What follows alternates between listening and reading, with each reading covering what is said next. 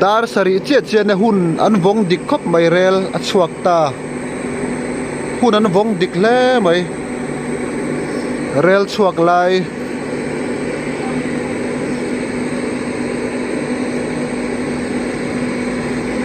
rel le tho na hi kala chuang ngai lawa airport leng pui airport te ka kal jing to ma se a jin tur thla tur wa tian kala rail station po hi jin tur thla tur wa ten lekina pathian zara dam chuan kan la jin veng chu kal muwa mai kal liam trap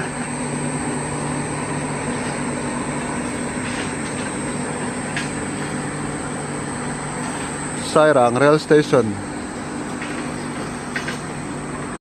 vai ho takhi chu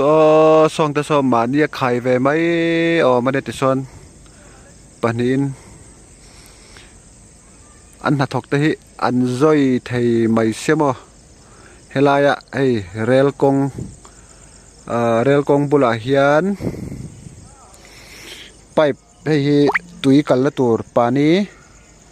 tui kal la tur ania ka zota so ka soi bor me mi zo tong po lo thiam reng mai thea thiam lo mai thea hriat lawa an zoi ve thei chen na thok hi mo pe lo chunga du lo rai kan tiang deuh hian ang thin an na tho dan te hi alo tha thiam ve kan ni pon a poi ka tilawa an na tho dan hi an zoi thei mai zana hi camera thattok ne na music video emo movie vel han shoot a cha kom khop mai action movie vel mo lai rail konga tele sir vela te hanin swal do burbur se hanin fight sela pui tokin silai ten hanin kap vel se mo ten chang tu pa le mi swal te khan hanin vel se asin hi anal donin ka ria video lak te thalak te katuya ke po ma se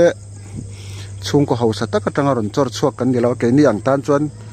camera tha pakhat man po hi atawa man ruwa hi a microphone engkim neu crew te nga video editing engkim mai mani na du to ka kan thiam lo phe chona thiam te choran nga yanga khangvel kha aken tel hi lo tam ve thina camera lampang phe chu tau thei ro puisia vairam vela te mo sabram vela video shooting vel videography lampang zuk training ila thiam tok in Mizoram aron le te la movie mu nam tok han shoot hi chu ka chak thina ni